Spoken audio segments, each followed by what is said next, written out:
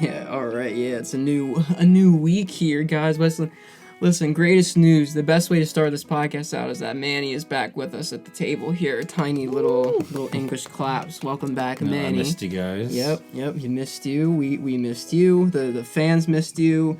I think me and Will held the fort down good for the week there. A little bit shorter of episodes, missing the third opinion. Before we get super into those, it's been a big week for a music release. Billie Eilish's new album came out. Actually, I don't know if I want to go down this road. It's gonna be too long. Anyway, it's a good album. Good. Will, you think it's great, right? I think it's great. Will thinks it's great. I Yes. I give it about 2, maybe 3 listens. Give it like a 7 out of 10. Yeah. Okay. That's good. 7.5 maybe. Yeah. But this week, it's different today, guys, because you got all 3 brain powers on the pod today. You got Brendan wheezing like usual. So I think we're back to normal standards here with the pod. So It's like I never left. Yeah, exactly. Let's welcome to Car and Tranquility.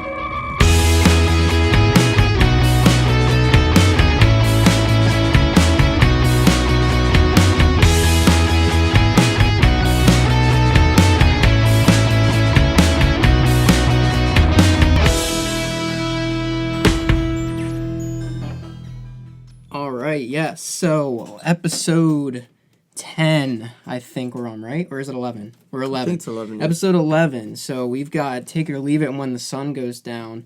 Manny wasn't here last week, but Manny, do you want to give some quick thoughts specifically on perhaps Vampires is a bit strong, but ... Because I know you said that's one of your favorites. That's one of my favorites. Yes, here's your kind of floor to talk a little bit about what you would have said last week. Yeah, no, not a ton to say about it. Just it was one of the first songs on that album that like I kept going back to and playing a lot. That's when I was like really first getting into playing the drums and trying out different instruments and stuff like that. So that song was just like the funnest one of the album, I think, in my opinion. Yeah. So I would rate that really highly. I would have given that like a 4.2 or 4.3. Yeah. Not sure like what exactly you guys gave it, but that would have been mine. I don't remember. We'd have to go back. But yeah, we'll make sure we get the exact rankings up on the spreadsheet for you on that one. I can't remember exactly what we gave it, but I think me and Will kind of gave like it 4.5. Okay, yeah. But yeah, that song was definitely fun. It was fun, especially the ending piece with the drum solo and stuff like that. It's always cool when they can give any sort of solo in there. It's because a guitar solo is a guitar solo, but like there's other things with a guitar solo. Whereas with a drum thing, you're kind of like all you can picture is like them up on their rise and the spotlight on them, and they're just like going ham, which is what I feel like when I listen to that. That kind of like in the studio, that was like the big thing with that. But yeah, it's good to have you back on the pod. We are very close to the end of this season. We're very close. On the Strokes side, though, this is the final track of Is This It? So this is the last song of Is This It? Take It or Leave It. It is the final track on the album, which is crazy. On the Arctic Monkeys side, there's like 2 more songs we gotta get to before that album is done. Because I think it's 13 versus 11, so there's 2 more songs for that. We'll start with the Strokes today. We'll go Take It or Leave It. So Take It or Leave It. It has about very close to 40 million streams. It's 39.9 million streams on Spotify. It was released with Is This It? It wasn't a single or anything, but that's when it was released. That's how many times it was streamed. It is a song about the frustration with boy and girl dynamics. And Will, do you have anything you want to say? Quick, like facts before you give it a listen, or is most of your stuff like after the fact? No, we could definitely talk about the stuff after. Okay. Pretty much it covered was basically like a relationship kind of dynamic song. Mm-hmm. Okay, cool. You guys ready to give this guy a listen? Yeah, let's do it. All right, let's go. All right, everybody, that was Take It or Leave It by The Strokes. I'm gonna be honest, like I've listened to that song many times, but I feel like the experience is different when you listen to it on a good speaker. This is another one for me. There's like 4 songs on this album that sound like it's like more produced than the others. Like it's less analog than the other ones, and this one is one of those for me.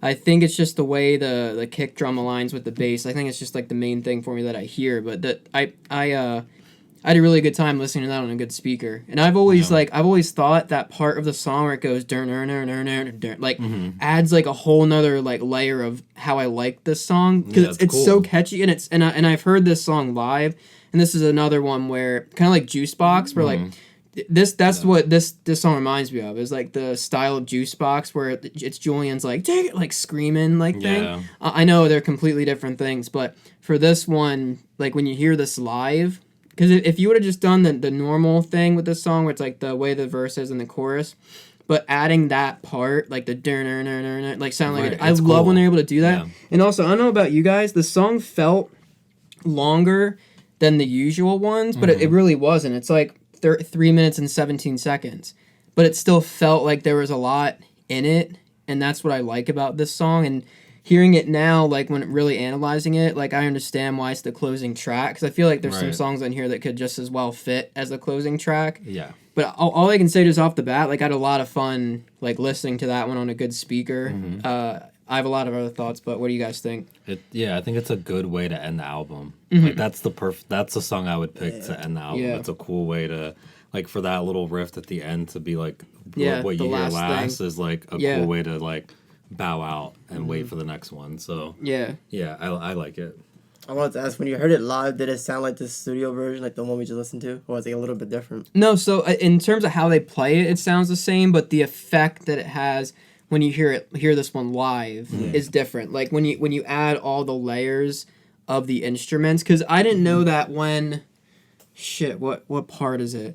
There's a part where like it's only one guitar and the bass and the drums are the vocals, and it's not both Albert and Nick, and I forget what part it is, but I didn't know that one of them hung back on a piece of it, whereas when they play it live, both guitars are like present, so that it's more power throughout the whole thing, which is the only thing I think could have done better with this, is that one part, those, which part was it?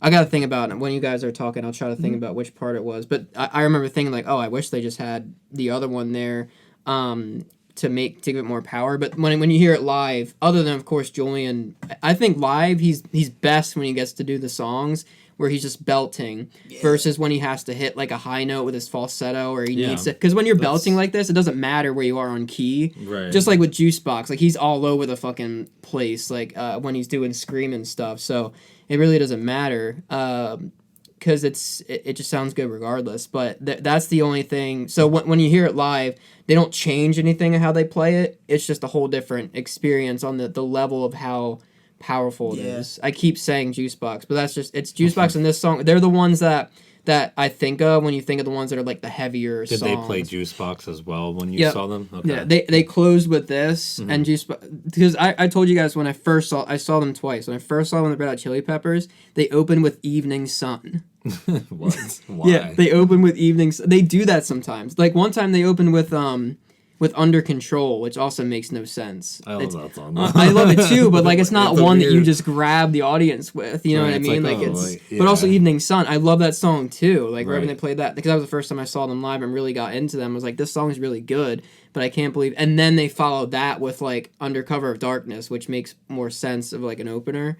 But anyway, they played this live and it was great. But when you can have both guitars throughout the whole thing, and they're not split, I'll think of that in a second. But that was the only thing I said. Anyway, what are your thoughts, Will? I feel like you asked me that, and then I kind of cut you off. No, it's okay. I was curious. So I doesn't want to keep talking about the live performances. Like when I woke up this morning, honestly, I was in a really terrible mood, and I was like, oh, like I was hyped to do the podcast today. I was just like in a really bad mood, and then so I immediately just like put music on. Like usually I sleep to like classical music, so it's like kind of peaceful.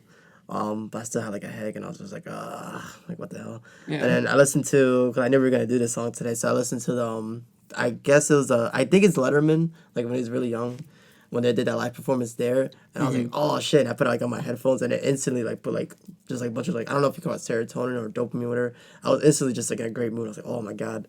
And you could hear like when you listen to that performance, you can hear how like angry he is. Like he's literally, when you watch the performance, I was cracking up because he's like shaking, like his face is shaking. He loves to sing songs where he gets to just like scream. Yeah. Like I'm trying to think of other, like Eternal Summer. I think they've only played that like once, but he was like, like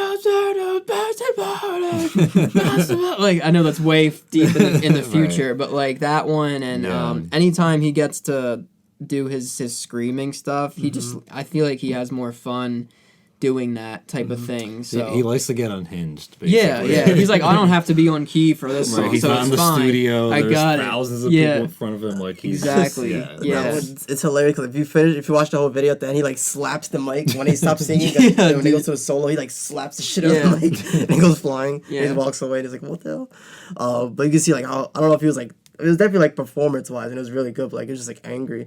And I Yeah. feel like so far out of the songs we listened to, this is like one of his most like emo songs. In terms of what?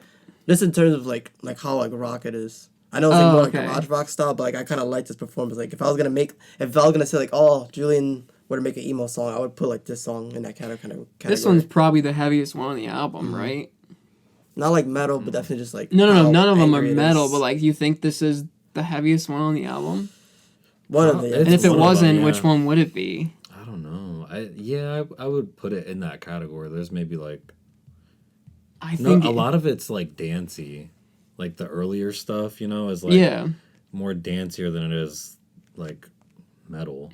I think the modern age has some like the solos pretty but not heavy, but I think this one is the This is clear. the closest one that branches over to like that other like a emo type of genre. I could see Yeah. that. I could see that argument. This shows their ability to be a heavier band that they kind of become when they're in the Impressions of Earth era, which I think that's their heaviest album. It for sure is their heaviest album. Heavy doesn't always have to mean metal. It just means that it's a heavier like sound with your guitars and approach, or like the riffs that you have. I think that's really what it is. Because when you think of Room on Fire, I don't want to go there because I'm excited to give that a re-listen, but I'm sure there's ones on there that I'm not thinking of that you can be like, oh, well, that's definitely the heaviest one. But I think there's more heavier stuff. It's less analog in Room on Fire than it is on Is the Sit in some pieces. But anyway, sorry, what were you saying? No, you're good. So that I just wanted to like highlight that performance. That was like the first thing I listened to, besides like the studio version. So this definitely you can feel that powerful, and that's how I get what you're saying when it's live. And also the Arctic Monkeys covers this song, which you can find. Yeah. This is live at the I don't know if I'm saying this right. Terra Tata, 2007 performance. I hope So that's what? what it is. Live at- I hope that's what it's called. Terra Titty.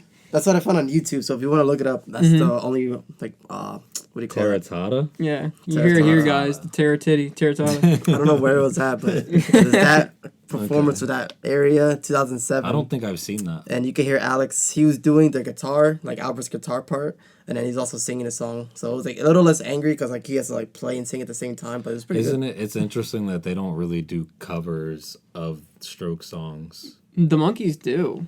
but not as many as you would think. With No, like With how much they Almost. love it. Well, Yeah. they've done Is This It. They've done this. They've done... It's like random songs. What's the other one? They played at least three. Reptilia.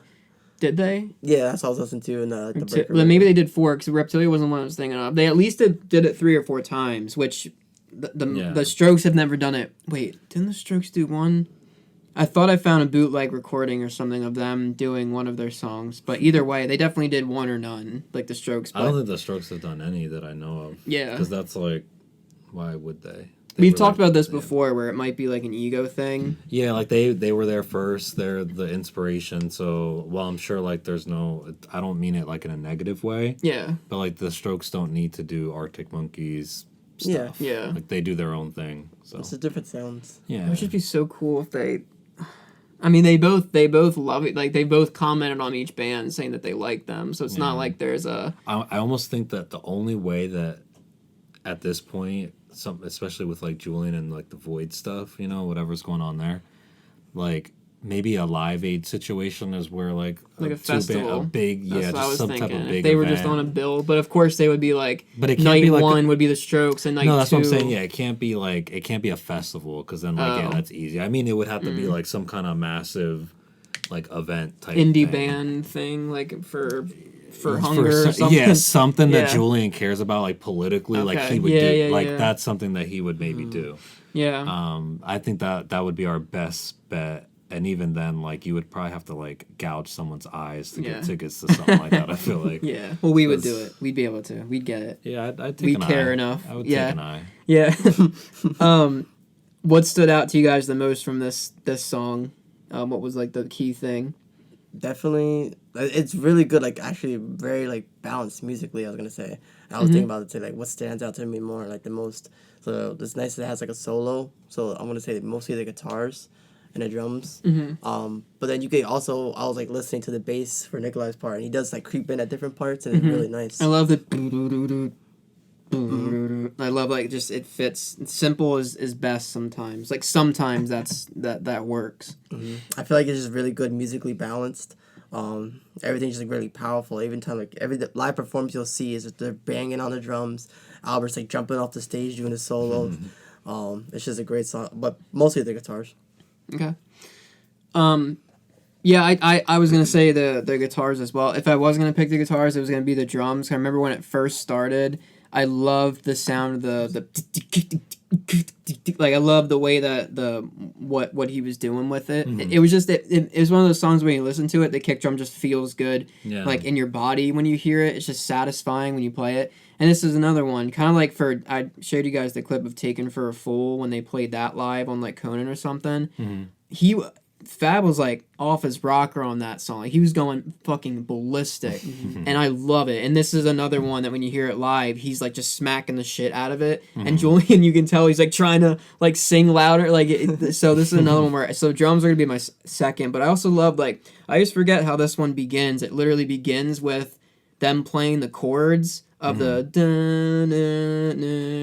part that comes later in the song. It's like boom, boom, boom. Yeah, it's like foreshadowing. Yeah, exactly. Cool. That's the perfect word for it. So I always forget that it starts like that. I always think it starts with like the way that I Can't Win starts, where it's just like one big like Hard Day's Night like chord, and then it goes into. I forget that it does that. So I think everything they were doing, like besides that one piece that I can't think of where like they took one of the guitars out. I think they were that, and then the part that I love with like it's everything about, and then the solo in that was we didn't even talk about the solo in that was really like fucking great. Yeah, it's a great like it's a different style from the other solos too, from the rest of this album. Yeah, it was more there was more frets being touched on that one. Like I know Modern Age has a but like that's pretty easy to play. This one was just like the stuff that I even struggle with. Like it was kind of all over the place. It just felt like from a different era. Like that was like a 80s riff or something. Yeah. Something really cool like that. Yeah, and then in the meantime in the background you got the other cool riff that they went into while they're playing the guitar like solo. It's fucking like that. So good. I'm with you on the guitars. Manny, what do you think? Yeah, I mean, you guys said all the cool stuff already, but no one talked about how cool his voice sounds too. Like, it's like the final touch because all the instruments are on point. Yeah. But I love that it sounds distorted and just it adds to like the anger, like the vibe, you know. So I think it's a nice touch. It did. Yeah, so you're going with Julian's voice? Yeah, I mean everything that you guys said though was that spot on, plus for yeah, sure. yeah. Well, I almost like and there's gonna be songs where it's not the case, but I always feel like Julian's voice is just like a gimmick, like on these first two albums. You know what I mean? Because he's like. I love him throughout everything, but like these first two albums are just so like iconic with how he delivers the melody and his vocals. Like I can't name one bad thing that he's done in the first two albums. Nothing's bad, but there's stronger performances than others, and these first two albums are like just it's tough to even say that he doesn't drive every song in his own way. But yeah, that's some good thoughts. Is it time for Will's lyric section? Yeah. Heck yeah. I'm just gonna say my favorite lyric, that whole song, is when he goes, he's gonna let you down. And he goes, I can't scream it right now because my throat hurts. But that whole part there. That part? Yeah. Okay. Nice. That is a very good part. Oopsie. What was that? I'm looking at the lyrics too while you're going. Did we talk about the meaning of the song? Yeah, just like basically like boy. If you have a little bit, there's a deeper thing. If you want to read that, or whatever that has, I think it's basically what we said earlier. Just a little fun fact: "Take It or Leave" is the last track of their album, and "Yes, I'll Take It" is one of the lines of "I Can't Win" on the last track of their second album, Room on Fire. Oh wait, I think I took a note about that and I forgot to read it. Yeah. Take It or Leave It is the last track of the Strokes' debut album. Is that Yes, I'll Take It is one of the lines of I Can't Win, last track of their second album. Okay, so it's a callback, pretty much. Yeah. Yeah, it's definitely lives up to what they said the meaning was about. So boys lie too much, girls act too tough, enough is enough. So it's just the dynamic of relationships and the opinion of the guy versus the girl and which one is right. Is it ever one way or another way? Yeah, so he repeats that twice. The first part of the song is "Leave me alone. I'm in control." like listen, And I got this. And he's not in control. Yeah, Like yeah. that's clear by like the anger in the song. But On the minds of other men, I know she was. So it's just like how to handle. And he says that later too. On the minds of other girls, I know he was. So like he flips us. So Yeah. he's definitely not picking a side. Just like talking about dynamics. Yeah. Which is great. But yeah, it's not like a very like, I would say like witty song. It's more just like rock, like awesome. yeah, it feels like almost like commentary too, probably for like the time for them anyway. Like, because like whatever they were going through is not what I was going through. I was way younger. You know what I mean? So like, well, they were probably they were becoming a popular band, so they probably had friends that were just like, oh, hey, that they didn't talk to for a long time. Right. But they're like, oh, hey, you guys are big now. Hey, how's it going? Do you remember me? Whereas, like, before, they probably didn't give a shit. yeah. So he says, like, they're going to break your back for a chance and going to steal your friends if you can. Like, it's like, oh, cool, well, they'll do that. But now we're big, so here we go. Like, they were probably going through some stuff like that, or he was. But it's I guess it's a negative way to look at the human, like how everyone is, like girls do this, guys do this, no one's good type thing. Yeah. At least that's how I take it. Which if you're going through that type of thing, I mean, all the songs I wrote back when I was heavy on writing songs were depressing as shit. So like I get it. It's just where your headspace is at the time. If that's what has you like for inspiration, that's what's made me struggle like with it. Is because like I'm so tired of writing songs like this, but I can't like bring myself to write Jared's version of "Here Comes the Sun." Like I can't like it's just gonna feel like forced. I'm like, oh, I have to write a song about happiness. It's gonna, what the fuck am I gonna do? Like it's like back when I was like heavy in, so I was like, I don't know what to do with that. So it's cool that with all these songs, like he was able to be in and out of this type of opinion, because there's some happier songs in this, but I think the overall theme, which we'll talk about when we do the album like review, is they made the overall theme is kind of like, is this it? Is this it to life? Like, is this what it is? Human experience, everything like that. Right. Well, what else you got? Sorry. No, you're good. I fell off the track. No, I can't go back. I'm not like that. Just talking about like just going off the rails again. That's kind of how like the whole like theme of the album. Kind of like losing control, not knowing what's going on. Kind of like being disappointed at different things. Yeah. Like not unsure. There's a lot of songs like hard to explain, right? So like it's a lot of that going on in this album. So I think it's the common theme. But yeah, and he's gonna let you down. Like he just keeps repeating that, like the disappointment and stuff, and then like just take it or leave it. Yeah. The whole theme of the song is cool. Yeah. But yeah, that's some of the lyrics. Pretty basic, pretty obvious what the message is. Nothing like super crazy standing out from it. But that's take it or leave it. So let's get to fan comments here. We didn't have a lot on this one because I think it's when I posted it and like the timing that I posted it wasn't great this week. But Such Market 5619 said, love it. I'd like to add though, I think Julian needed some water. It's on the one performance I posted of them. He looked like he was pretty much out of breath the whole time. Mysterious Ninja said, wow, such handsome fellas. A lot of people looking at like what they looked like during this time. A lot of people asking what version that was the clip that I posted from, and what version it was, and I actually can't remember. And I think it's the Letterman version. It might have been, yeah. I looked at it this morning. Yeah, Mouser said, to me it's one of their weaker songs. Kind of feels like filler on the album since most of it is pretty repetitive and simple. Nice energy though, but I usually skip it. See, like that's hard, and that got -4 downvotes. That's very hard to agree with because, I think there's a lot of different things to this song, in my opinion. Like it goes a different direction. Like I don't. Is it possible that like kind of just like you it's been a while since you listened to it, and so you kind of forget how good it is, and then you just kind of casually skip over it over a time frame just because you think you know the song. Yeah, and then you randomly hear it again. You're like, oh shit! Like, all right, that's a lot cooler than I remember it being. I don't know. That could have happened to me as well, but I also thought about it like that way for a while, where it was like one that I didn't think of that much, and I was telling Will like I thought this one was more popular among the community just because but I think it's more popular among the live community. They talk about them playing this live versus like an actual studio song. Yeah. So I think that's what Makes sense. yeah, because the person who commented on that post too was like, I do love it live. Like it's just another song where it's better in the live setting. Live, yeah, which that makes sense. It does. When you have a heavier song like this on the style of that does make the most sense. Like when you have a song like this that could probably have been on Impressions of Earth, where they were doing like a heavier production style and not like the analog stuff, this probably would have sounded better on that in terms of how it was done. So I think the style they were going for, it made sense, but it could have been better on a different one.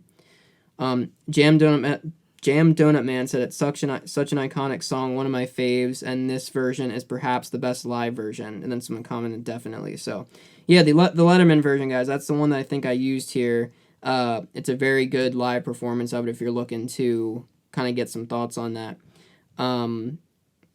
So I think that brings us to rankings. What do you got? Do either of you guys have one off the top of your head? Because I need to think for a second if you guys got it. What do you think, Will? You don't know either? I think I got it. Do you? Okay. Yeah. If you don't, don't force it. I'll cut. I was thinking about it this whole time. Okay. So kind of because of all the cool things that you guys mentioned, it ranks pretty highly for me. Mm-hmm. I think it's like one of those underrated. It's easy to like forget it because there's so many other songs, right? That if it's been a while, put it on some good speakers and like you'll have fun with it. So I'm gonna put it at a 4.7. As high, yeah. Like that's a cool way to end the album. Like like how Jared mentioned in the beginning, it's like that weird tone that they do, right? Mm-hmm. And then at the end, it's just like a random solo, and then they just like walk off that way. Like that's just cool to me. I don't know. Yeah. That's like. Yeah. That's like a walk-off home run for me, Yeah. There's just something cool about that. So that's why it ranks high. Way to end it like a performance. Like exactly. Yeah, just a cool way. Like, and that's how they ended their first album. Like, that's fucking cool. It's perfect. It's bold. It was different than like some of the other stuff on there. So, kind of like how Jared said, it would have been easy for them to like save it for another one. You know. And I think when they play it live, it sounds more like it does on the later albums anyway. So again, it's just a live song. And if something can be really strong live, I think that's a fair thing to kind of boost your opinion. I really do. I think I'm going to go 4.1 on this. I don't think it's better than like a couple of my favorite tracks, like Alone Together and stuff. So I'm putting it like right around that. But 4.1 for me. And honestly, I wasn't expecting to put it that high, but again, I think this listen and thinking about the live version, I counted a lot of that. Like on the good speakers, I noticed a lot of stuff, and it's definitely a top tier song. Which I wasn't gonna give it a bad score, but I think it was gonna be more in like the 3s. But honestly, my mind went right to 4.1, so I'm gonna stick with that. No, I'm like pretty much in the same ballgame as you. I was like definitely gonna rate it high. I just wanted to take a second to think about it. I'll give it a 4.6. Okay. It'll be like really fair if I'm thinking about it because it's great. Okay. And the solo is really amazing. It's like intense. I love it. This is like one of the songs I have on my gym playlist. So definitely like I never really skip it really. It's a perfect way to end an album. It would be like a perfect way to end it if I saw them live. Yeah. No complaints really. Love the song. Cool. All right. Pretty highly scored song. Both of these songs we're doing today are like bangers. I already know that. The Monkeys song, Arctic Monkeys song. Did we miss? I ask this every time. Forget it. I know we did. No, I thought we were past. I know. Shit. Did he do this last week too? I did. Well, not with Will, but I did with you. I know it. When the Sun Goes Down, Arctic Monkeys from their debut album, Whatever People Say I Am, That's What I'm Not. 433 million streams on this one. Released as the second single. January 16th, 2006. It's had multiple B-sides because it's come out in multiple different areas of the world. Sticking to the Floor, Settle for the Draw, and 7, where it's B-sides in multiple, like Europe and UK, stuff like that. Scummy Man. Yeah, Scummy Man. That's what it's also known as. Yeah, the song's about prostitution in the Neepsend district of Sheffield, originally known as Scummy. like Will said. Early reports had also suggested its name would be simply Sun Goes Down, but the full name was confirmed on the Arctic Monkeys website as When the Sun Goes Down. So that when is a big deal. There's a little bit more detailed stuff on what the song's going to be. I have a lot of info on where this thing charted. So Okay. we That'll will be interesting. Yeah, I have a lot of stuff on this one. So we'll get to this one, but let's give it a quick little listen here. How's that sound? Awesome. Let's do it. Let's go. All right, that was When the Moon Goes Down by the Arctic Monkeys. Just kidding, Sun Goes Down. That song's just another that song's a goddamn banger. That thing every time I listen to it, I love songs like that where you just get a awesome riff and it does that thing where you get the build up and the random scrapings on the strings, so you got the strings muted, and then the like I love songs that do that do the lead up, and then you hit the riff, and then everyone like you got the chords. I love any song that's kind of like that. I just like fall for it, and then Alex, oh yeah, like quick. I don't know the lyrics off the top of my head, but when he can do that like fast, which he does often.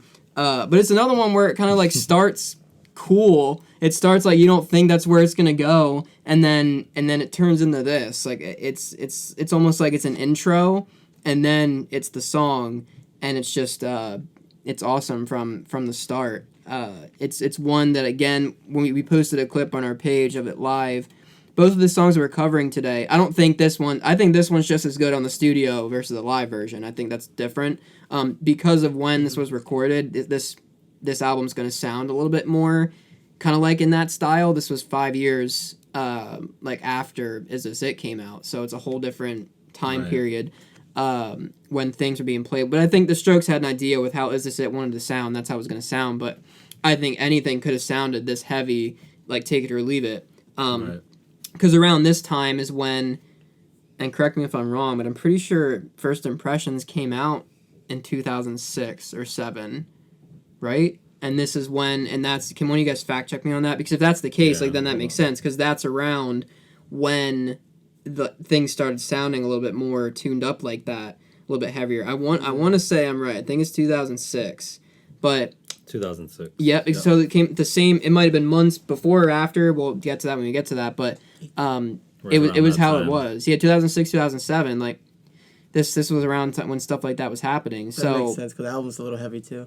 Yeah, exactly. That's their heaviest album, I think, when they really were playing with heavier stuff and not the analog. Adjust a little bit to the time. Yeah, and that's I think that's why people had a harder time loving First Impressions, because it didn't sound like Room on Fire and Is This It? And when the Monkees, I know it was a whole different part of the world and stuff like that, but anyway, I love that song. Fun as shit. Sounds great live as well as the studio version. What do you guys think? You think it's a coincidence they named it, or it's just like right after the Vampire song When the Sun Goes Down, and then it's right after Vampires? Yeah, that's a like cool. playing. I don't know if they did it on purpose, but yeah, it's a cool little. Yeah. Vampires, Hotel Transylvania, you know? Yeah, I think it's, but kind of what Jared said, it's a fun song. Like, just the beginning, I love how, like, okay, you don't know that this is where it's, I love stuff like that, where you think you know where it's taking you, and then it just kind of You goes think off it's the Riot rails. Van Part 2? You guys ever see Barbarian? Yes, but like a long time ago. Okay, but then you know what I'm talking about, right? Okay, I won't spoil it. Wait. That's the Justin. Yeah, Justin Long one. Yes, Yep, I do. Yep, so I won't spoil, because Never mind. Yeah. That's the type of thing that, like, you think you know where it's going, and then it's like, what's it's really happening? weird. It is, I love stuff like that. This is that, right? Because it starts off kind of like slow Tusks. and like, Tusk, perfect. Wow, you know, another some Justin good Long. Stuff. Yeah, he's good horror stuff. Yeah. If you see that man in a horror movie, you know, like, this is good. I made a good choice. I hate body horror movies, and both of them are body horror movies. Yeah, 'cause they stick with you. You're like, oh. Yeah. They're like, you can't see it because you see it everywhere then. Yeah, exactly. Whenever you see a walrus, you're like, there's a human in that. Yeah, that's a person. Yeah, someone's training to be a walrus. Right. Yeah. Anyway. Anyway. So, if you didn't see any of that stuff, you have no idea what we're talking about. Yeah, That's fine. this completely has to do with Arctic Monkeys When the Sun Goes Down. Point is, it takes a left turn, and then it's really fun, and then it ends kind of how it began, just like really soft, really, I don't know, I appreciate that. It's a fun ride. Yeah. What do you think, Will? I like the same idea. Like, definitely like one of the more explosive songs. This could also be like a song that you could end the album on, just based off how like heavy it is too. There's like 3 or 4 songs on this album that like have this degree of heaviness, and like my favorite one on the album still has yet to come, and like that one's another one where it's like, whew, it's like satisfying as shit. Yeah. Since we're like talking about heavy, if you hear like there's multiple demos, which I didn't know. I'm glad you said that. I have them in my notes. There's multiple demos of the song. The one I had was Scummy Man. I guess like some people around the world like refer to it as that song, which makes sense because it's like a big like I guess a big part of the song. I keep saying. I found on YouTube, the guy that posted his name is the Garage Land.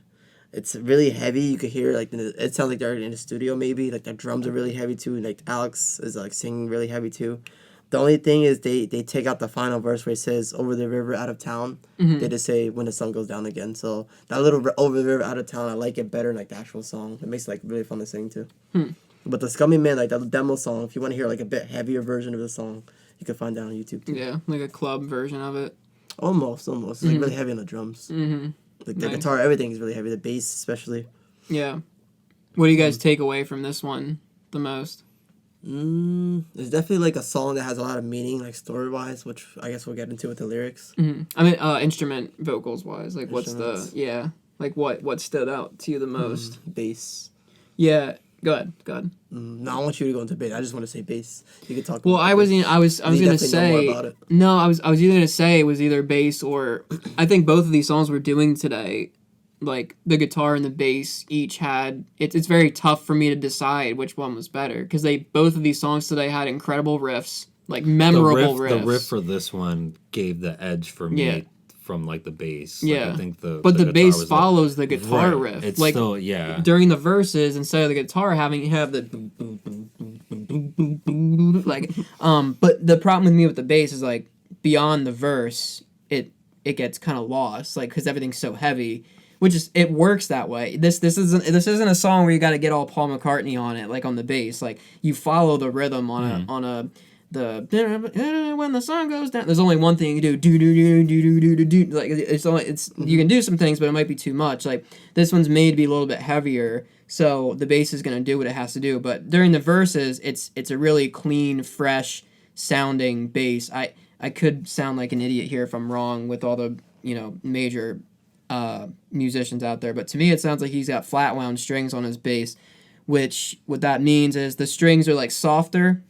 So when you're playing it, it doesn't have like that pluck sound. The bass didn't have like the pluck sound of this. It sounded smooth. It sounded like he was just following that. He was doing that. Whereas if you have what's a good Monkey song I think of? Because of it's gonna be tough for me to think of one. But when you have those like punk rock bands that have like the bass where you can really tell the first Fall Out Boy album, for example, you can tell the bass on that. It's the round wound steel strings because the way that he's playing it.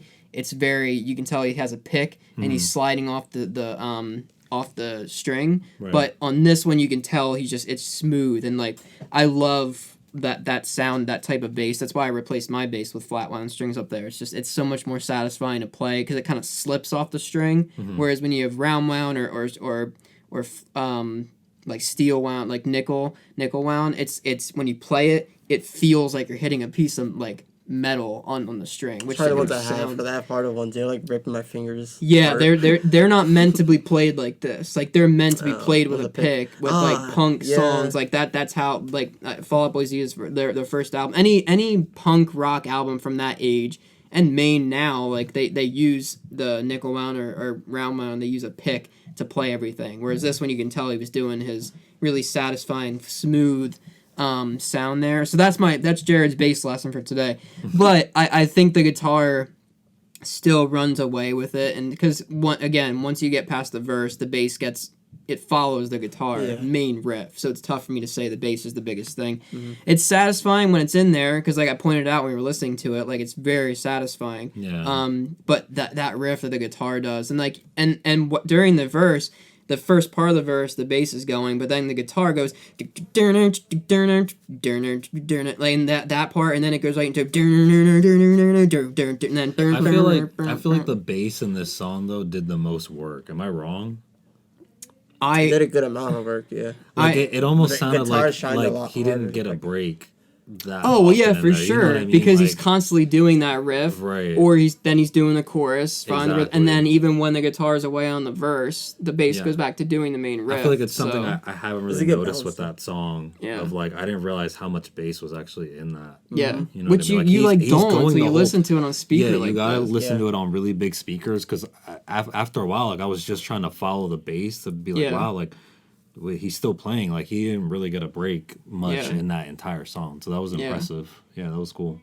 Yeah, it's I love deconstructing stuff like that, and I don't think like Matt was like super crazy like on the drums on this one either. I think it was pretty. It was heavy and it fit was the heavy, song. it was nice. But there wasn't anything that I was like, oh, I really like that drum part. Yeah. It was I like his fills when they were doing the intro when they were building up to the Yeah. riff like. That's at like- this point, like if you listen to the album in order, like this is like his normal work. Like Yeah. this is really really good, really solid, great even. Yeah. But yeah, it's not something that like necessarily stands out apart from like the bass of the guitar for me. Well, what's crazy that this is the 11th track on the album, and it's a single. Like, it sounds like one that could have been in the beginning. Right. And so it's crazy to think that we still have two great songs that close out this album.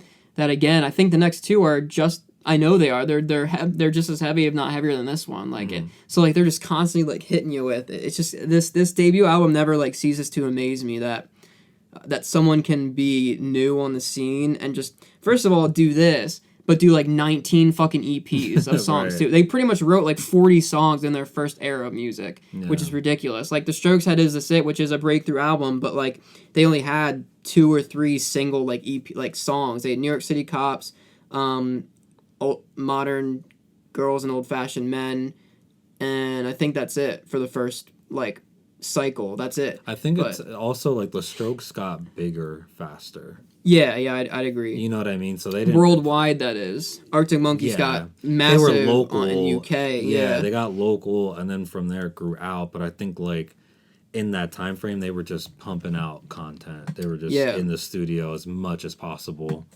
I wanted to share this album went number 1 in the single went number 1 in Scotland, UK singles, and UK indie. Ireland was number 11, Netherlands 14, Belgium 15, Europe 6, Australia 26. So it charted pretty well, like for a single, just like their other single, for just like Dance Floor. So throughout this album, it went 3 times platinum in the UK.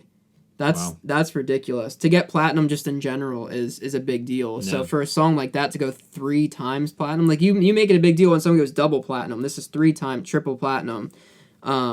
This single one, which is fucking crazy. So I love that. Let me see. There was one more other thing.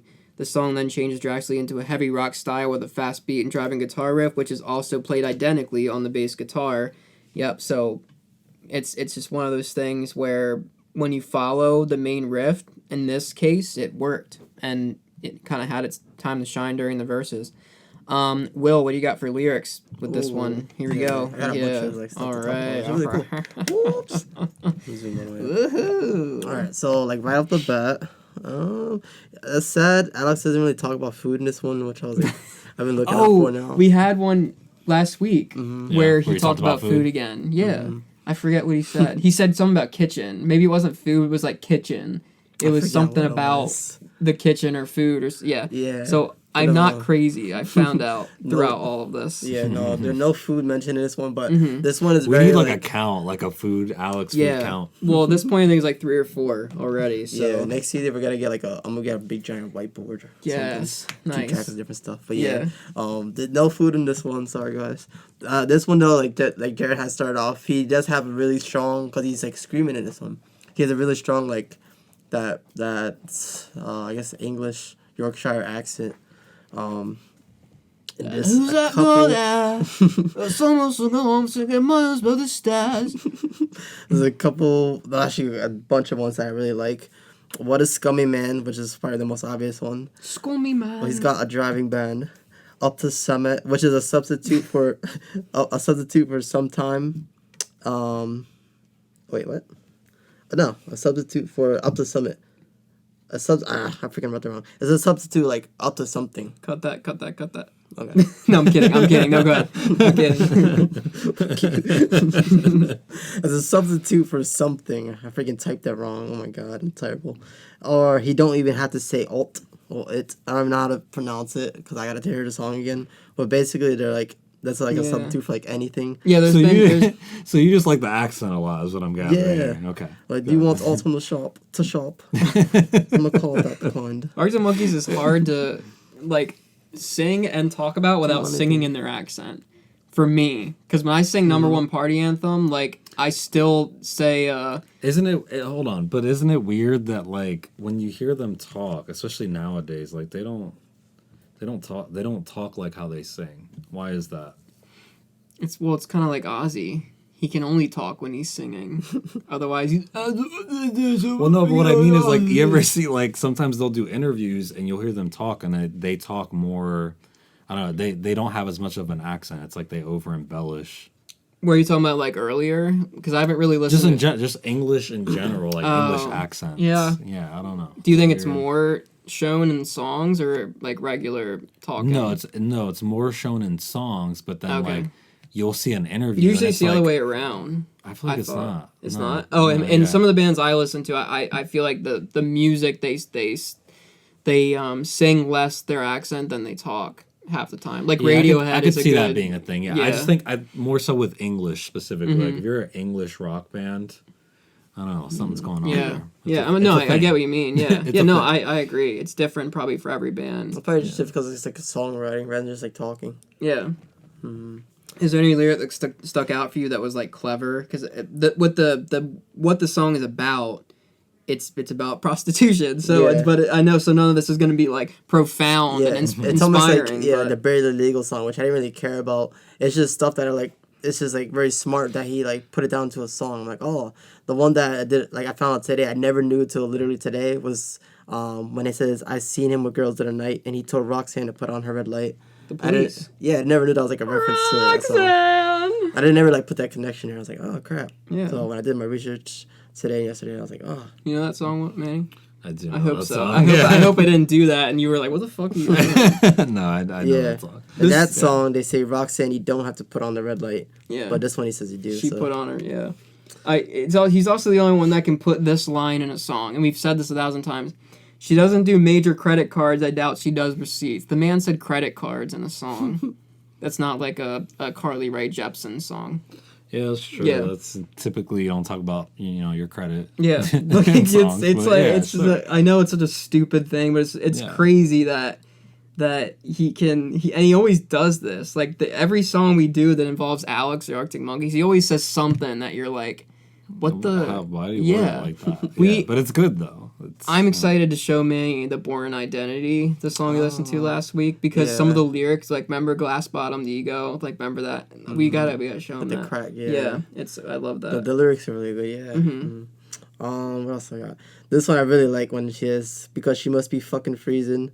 Like when she's delighted. She said "fuck" in this song. Yeah, I didn't even does hear Chris it. once in this song. I didn't hear just once. She's delighted when she sees him. Like think about it, like that's kind of really sad though. Part of the song, like think about like you're working on a corner, probably like because you're a prostitute, like not wearing much, and then the only thing that brings you happiness is like a guy taking you away because you're getting away from the cold. It's like that sucks. But I guess he included it in that song just like paint the picture. Yeah. And then that line from the chorus, how does it go again? They said they change this when the sun goes down. Did you find that in your notes? What that means? No. I found it, which I didn't know about this about Genius is pretty cool. Like when they have like the highlights on the words, you could tap it and then it has like an annotation or something. So they said the line to the chorus was about a practice room they had in a suburb of Sheffield. This is like a quote from Alex Turner. He said, "We used to have a practice room, and I think it's pronounced Neepsend. It's what's on the cover of the single. You can see like the entrance lights. Samsonite. I was way off. No, it started with an S though. Yeah. Slippy, slappy.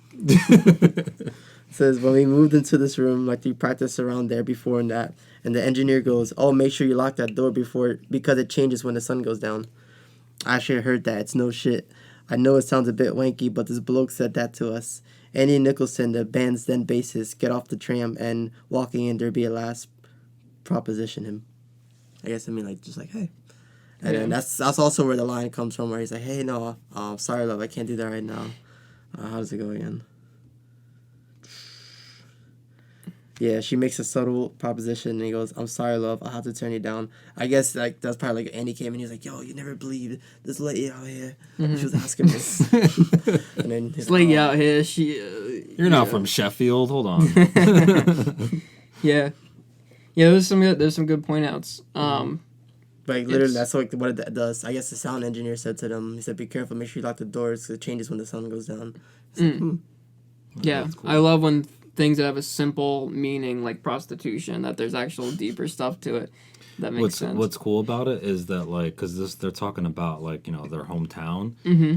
And I think what's cool about this song is, like, they're angry about it, you know? So it's, like, a cool thing that they...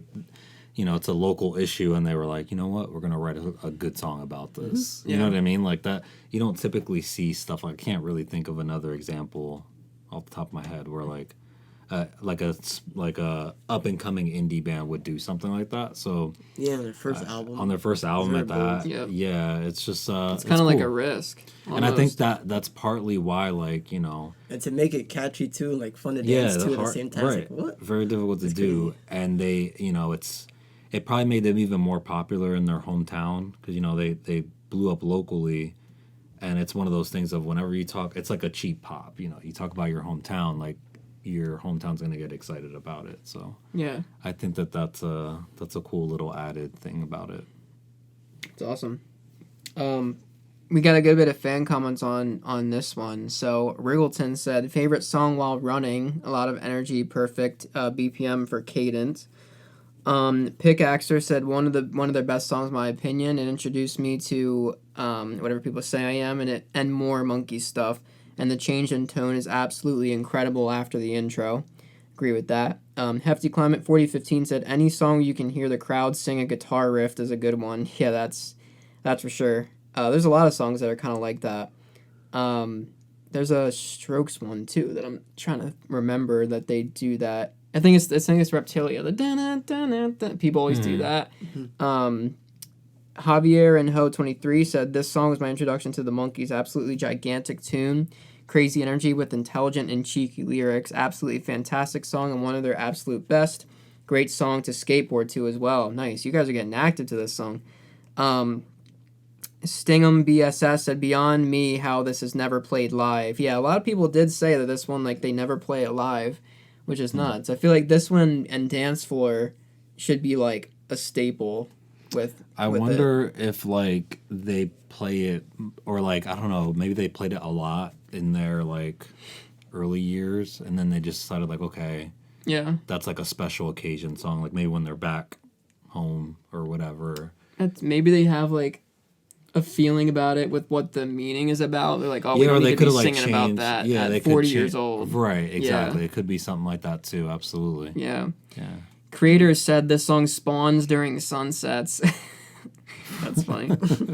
Ambitious Azizi said, one of my favorite tunes from their debut album. Blue Squid 10 said, if there's one thing I know about AM, it's that they know how to open and close an album. That's for sure. Sky Acrobatic 5999 said, you're absolutely right, but this song neither opens nor closes that album. And then Blue Squid said, wow, I had an absolute brain fart and confused it with The View from the Afternoon. Been a long week. Yeah, The View from the Afternoon has an incredible, like, guitar riff in it as well, so I agree with that. Let me see. Affectionate Care 669 said, asked me what performance it was. I posted the 2014 Reading and Leeds concert, guys, on Reddit. That's the main thing. So good fan comments on there on that one. Where are we at for rankings here for this one, guys? What are we thinking? Who wants to go first? Who knows? It's definitely gonna be a high 4 for me. I want to rank it at least. It's pretty difficult. I don't even want to think about the other songs. I'm trying to think about the song again. I'm gonna give it a 4.8. 4.8. Okay. Because this is the song, like, if it was like, hey, like, if I have a friend, especially like my little sister, I think she knows Arctic Monkeys, but I've had someone that didn't know this band. This would be like one of the top 3 songs I would show them for sure. Just to get them like into the sound of them and like into the mood. Yeah. And hopefully they would like it. The only reason I wouldn't give this like a 5, just because like the meaning of the song, it's great, but I just can't like relate to it. If it was like more relatable, just like random shit that was just awesome. Like, I don't know. I'm just not big on prostitution. I'm glad he's shining a light. Wait, what? I don't know. How could you not? Yeah, like, I would hope not. And like he says in the end of the song, hope you're not involved at all. Definitely not. But just the meaning of the song, just really can't relate. That's why I want to give it a 5. But musically, it's amazing. That's why I give it like a 4.8. I'm laughing because I wanted to give it a 5, and now it sounds like I'm pro prostitution, but I'm not. Yeah. I promise. Yeah. Wait, what did you give it? 4.8. 4.8. Okay. Yeah, no, it's a 5 for me. Nice. I hear what you're saying, and again, like, you know, it's not. How do I explain this? So, like, in comparison to like some other songs, maybe this is rated higher than other songs that I really like on the album.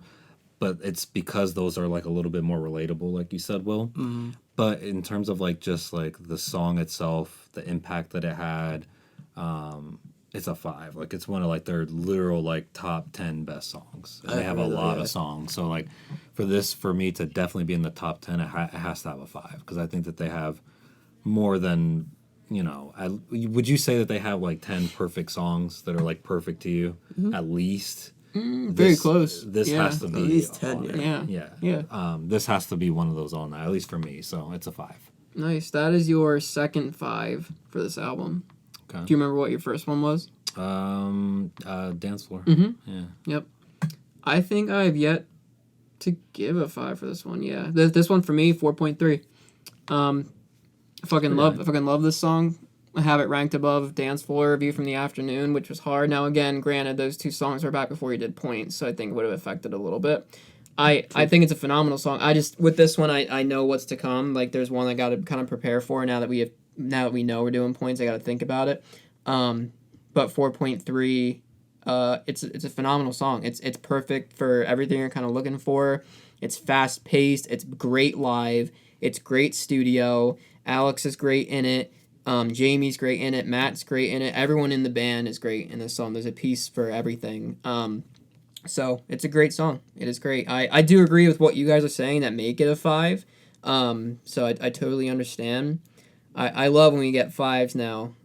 Because, Will, it's been a while. You gave like 3 5s in a row, and it's been a while since you've given a 5. Yeah, and there's a drought. Yeah, but we'll get there. I think we're gonna be seeing a lot of drought. I think we're gonna be seeing a lot of 5s in season 2. I'm so. calling it. Yeah, that might be like a 5 heavy. season that's gonna be sure.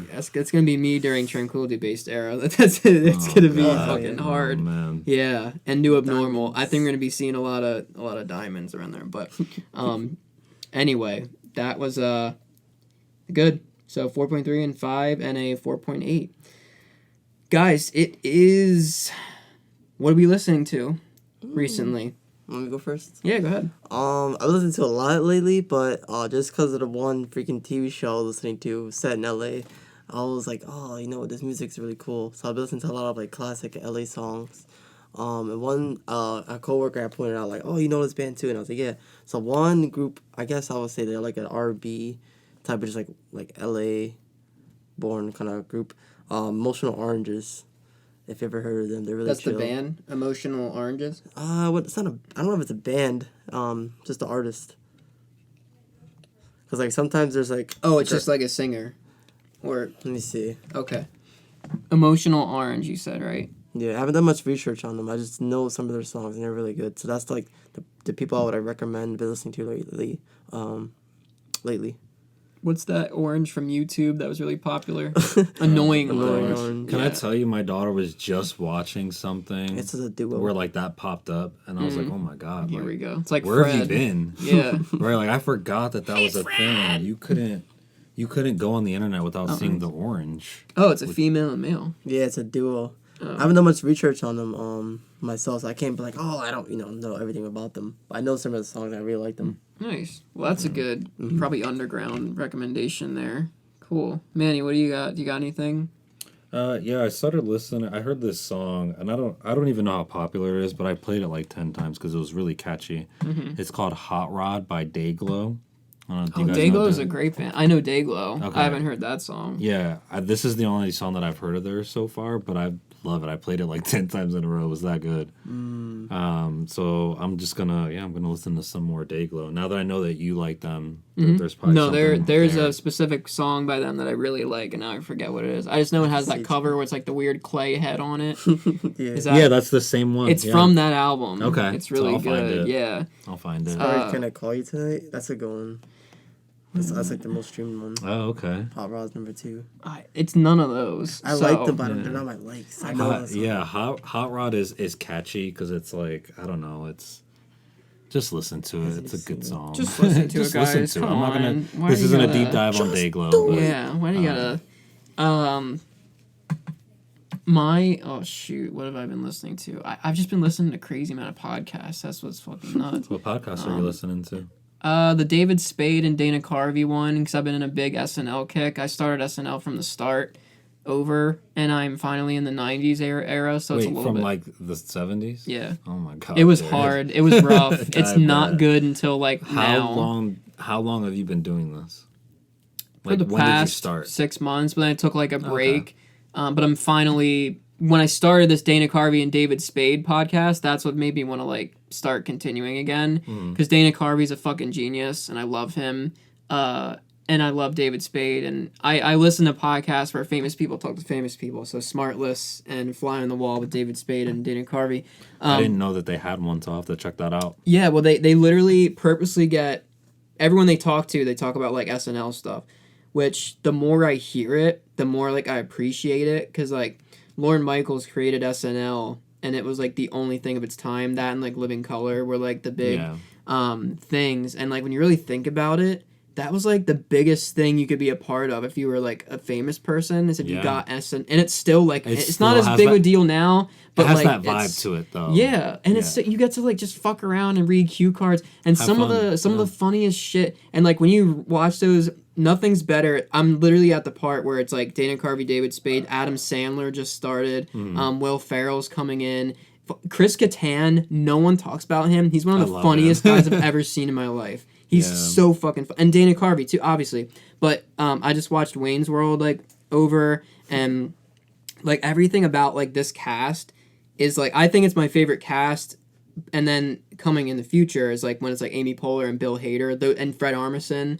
Those guys, like that's probably my favorite cast. This one's like my second, but I'm finally getting to where they get off the political shit all the time, and they're finally just doing sketches that are just funny. Because the hardest part about the beginning of SNL was like it was everything just had to do with like what was going on in the world, and not as much just stupid shit. And now they're finally getting to the stupid shit, and that's what I love. Because like Chris Farley's in it, and Chris Rock. Like it's the peak. Legends. So I know it doesn't count as music, but if I think of something for music that I'm listening to, I've been listening to a lot of the Buttertones.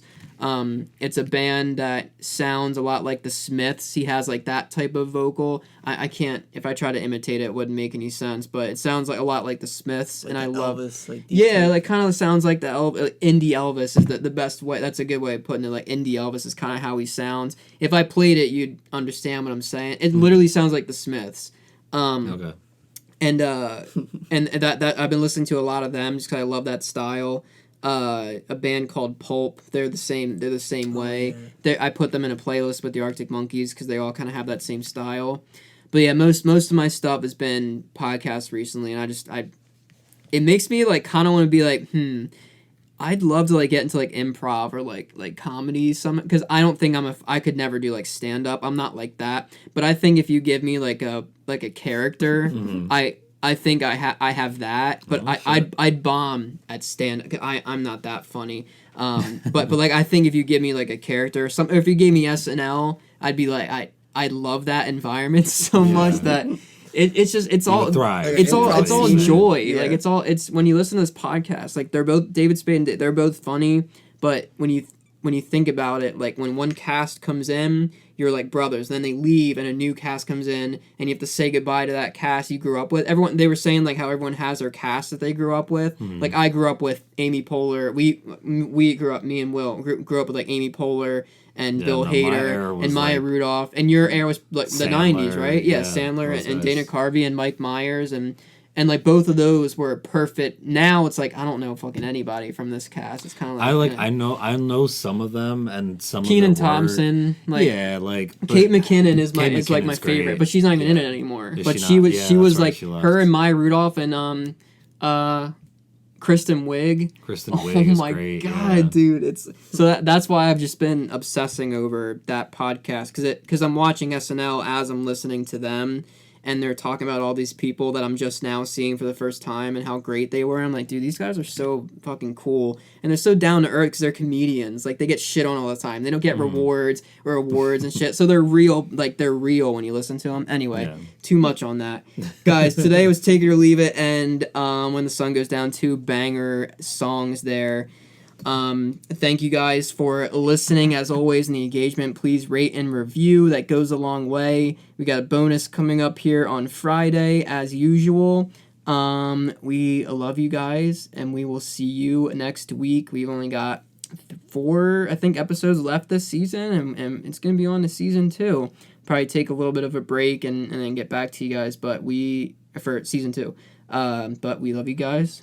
And keep it real. Keep it cool, calm, and collective. We love you. Bye-bye.